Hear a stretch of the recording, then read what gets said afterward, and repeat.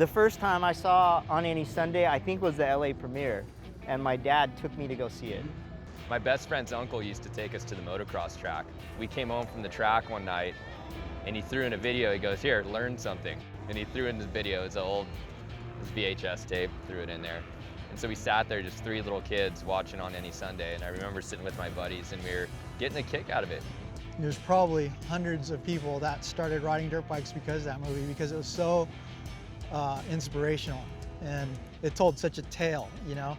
Bruce did such a good job at making everybody heroes. When Malcolm Smith was riding across the dry lake in the Baja 1000, I mean, it just sends chills through my body every time. These old races with these guys, just mass starts and ripping through like Hollister, going through the streets. I just like that wild style. It's just how it was just rough, nasty, and they're tough guys. The Kenny Roberts footage when he broke his back and he just like was like, I'm still gonna go out and ride and race, you know? It was that determination, that stayed with me even when I was racing. You know, I was always like, Kenny rode with a broken back. I can ride with a broken arm, you know, or whatever. The hill climb segment where the guy is hill climbing and he jumps off and the bike turns around and goes back down faster than he came up. I don't think I've laughed that hard watching a movie with motorcycles ever. You know, the guys swapping through the whoops and crashing and all the scenes and the jumps and all that.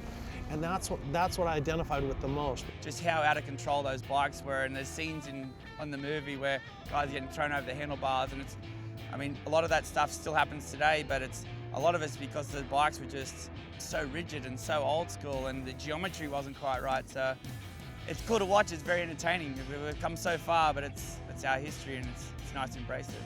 That whole movie is just magic, you know? It's just really, it's humble and it's true, and there's no glitz, no rock music, no nothing. It's just art and it's people. And when we talk about expressing ourselves on bikes, that movie shows us their expression of who they are, their true nature.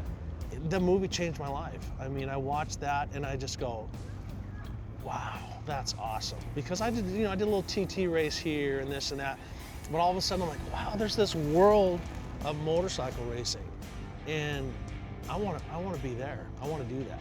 And so it completely wrapped me up and took me for a ride. You know, all we really did with the first one was reflect what the motorcycle community was like at the time. And it's really this great brotherhood of people.